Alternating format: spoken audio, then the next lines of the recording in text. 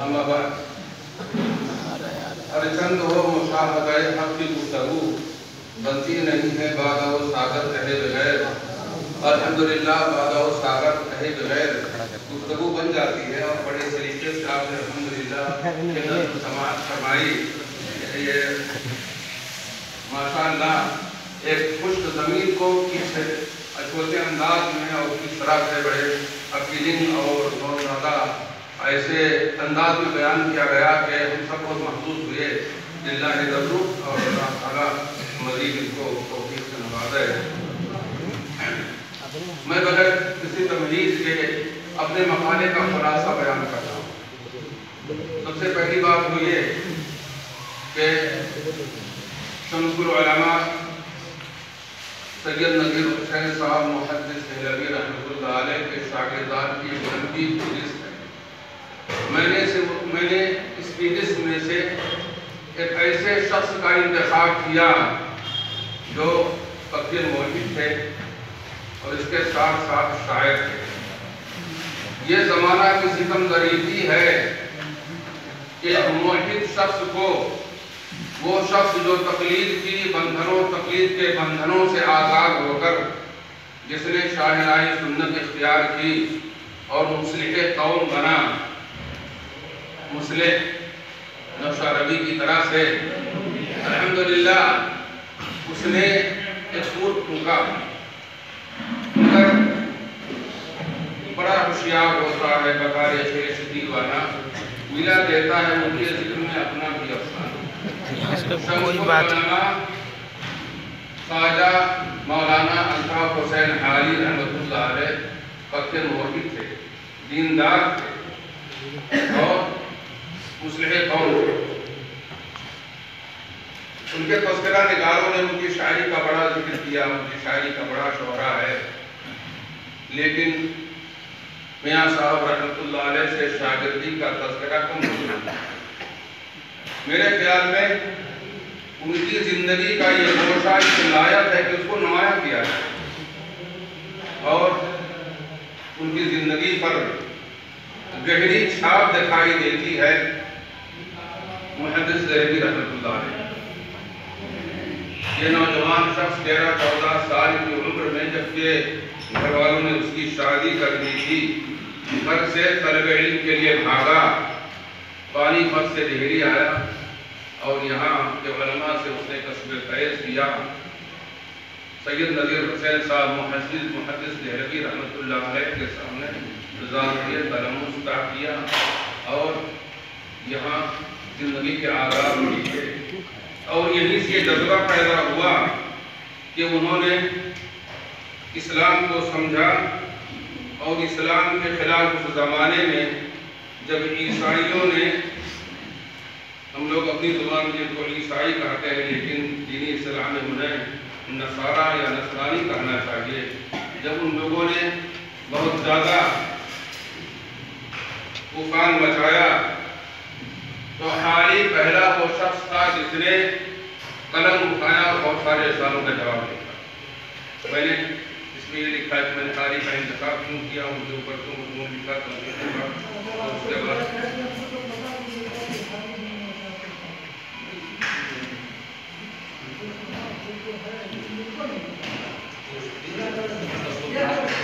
تو میں نے جو ذکر کیا کہ بہت سارے لوگوں نے ان کو خالص اور غالی حنفی کہا جبکہ انہوں نے اس کی تردید کی ہے. اور کچھ لوگوں نے کچھ یاران طریقت نے ان کو سہروردی طریقے سے منسوخ کر دیا. یہ سہروردی تھے, صوفی تھے. یہ زمانہ کی ستم ظریفی ہے کہ اس ناحیے کو اجاگر کیا گیا ہے. میں نے اجاگر کرنے کی کوشش کی ہے. اسلام کا دفاع سن 1866 میں امام الدین نام کے ایک شخص نے نصرانیت یعنی عیسائیت قبول کر لی اور نصارہ یعنی عیسائیوں کا پرجوش مخلص بن گیا. اس کا جواب انہوں نے لکھا فریاد معصوم اور زبان کتنی پرکار اور سادہ تھی اور اس طرح سے انہوں نے فطری اور منطقی انداز میں استعمال کیا. لب و لہجہ انتہائی سادہ, انداز بیان انتہائی سنجیدہ, استدلال فطری اور منطقی اور مضبوط تھی. یہ کتاب بہت زیادہ مقبول ہوئی. اسی طرح سے علامہ حالی کا ایک کارنامہ ہے, دوسری کتاب تاریخ محمدی اسی عیسائی کے جواب میں تعلیم نسواں اور اس کے حقوق کے زبردست حامی تھے اور انہوں نے بہت کچھ اسی سلسلے میں نظمیں کہی ہیں اور کس طریقے سے انہوں نے اقتدار باقی رکھا اس میدان میں کہ جہاں عورتوں کو تعلیم پر اور کسی حد تک آزادی پر اتارا ہے وہاں یہ بھی کہا ایسا تعلیم کا کر آدمی بننا تمہیں زیبا نہیں، یعنی ترجل سے روکا ہے عورتوں کی تعلیم کے مناظر ہونے کے باوجود، اور اسی طریقے سے ان کے بہت ساری خصوصیات ہیں جن کو میں نے اس مقالے میں اجاگر کرنے کی کوشش کی ہے۔ خاص طریقے پر ان کی شاعری کے بارے میں نے کچھ نہیں لکھا ہے، اس طریقے سے کسی وجہ سے کسی پہلو کو بہت زیادہ نمایاں کیا گیا ہے، اور اسی طریقے سے اور ان کی جو خصوصیات رہی ہیں ان کی دینی حیثیت کیا تھی اور لباس و پوشاک وضع و خطا اور دوسرے چارات و افکار کے اعتبار سے ان کی کیا حیثیت ہے، یہ ساری باتیں میں نے اپنے مقالے میں لکھی ہیں۔ اور اسی طریقے سے میاں صاحب کی شاگردی انہوں نے کب اختیار کی، وہ کون سا زمانہ تھا، اور کتنے تذکرہ نگاروں نے کن تذکرہ نگاروں نے یہ ذکر کیا ہے کہ انہوں نے محمد دہلوی رحمۃ اللہ سے استفادہ کیا ہے، اور اسی طریقے سے ان کی گھریلو زندگی میں کس طریقے سے اسلام کی چھاپ نظر آتی ہے، اور بہت سارے اپنے اشعار میں کس طریقے سے انہوں نے قرآن اور حدیث کی ترجمانی کی ہے، اور کس طریقے سے اسلامی تعلیمات کو، قرآن و حدیث کی تعلیمات کو اپنے اشعار میں انہوں نے سمجھا ہے۔ ان ساری باتوں کا تذکرہ مقالے کے اندر ہے، اس کو انشاءاللہ آپ پڑھیں گے۔ وقت کی تامانی اس بات کی اجازت نہیں دیتی ہے میں آپ کے سامنے کچھ پڑھوں۔ شاگردی کے زمانے کے سلسلے میں ایک بات جو بڑی تحقیق کے بعد مجھے معلوم ہوئی کہ علامہ حالی نے اپنی مختصر سوانح میں ذکر نہیں کیا ہے محدث دہلوی سے استفادہ کا۔ ایک تو اس پر کچھ لوگ یہ کہتے ہیں کہ انہوں نے محدث دہلوی سے استفادہ نہیں کیا تھا۔ سب سے پہلی بات ہے کہ بڑی اختصار اور جامعیت کے ساتھ انہوں نے اپنی سوانح حیات لکھی، اور اس میں بہت ساری ایسی باتیں انہوں نے چھوڑ دی ہیں جن سے خود پسندی کا گمان ہو سکتا تھا یا خود نمائی کا جذبہ ابھر سکتا تھا، اس لیے بڑے توازن اور انکسار سے انہوں نے کام لیا ہے، مگر انہوں نے اگرچہ اس کا تذکرہ نہیں کیا ہے، لیکن خاص بات ان کے تذکرے میں نظر آتی ہے وہ قاری عبدالرحمن خانی فقی رحمۃ اللہ علیہ، جو میاں صاحب کے ہم سبق ساتھی تھے اور بڑے بے تکلف دوستوں میں سے تھے۔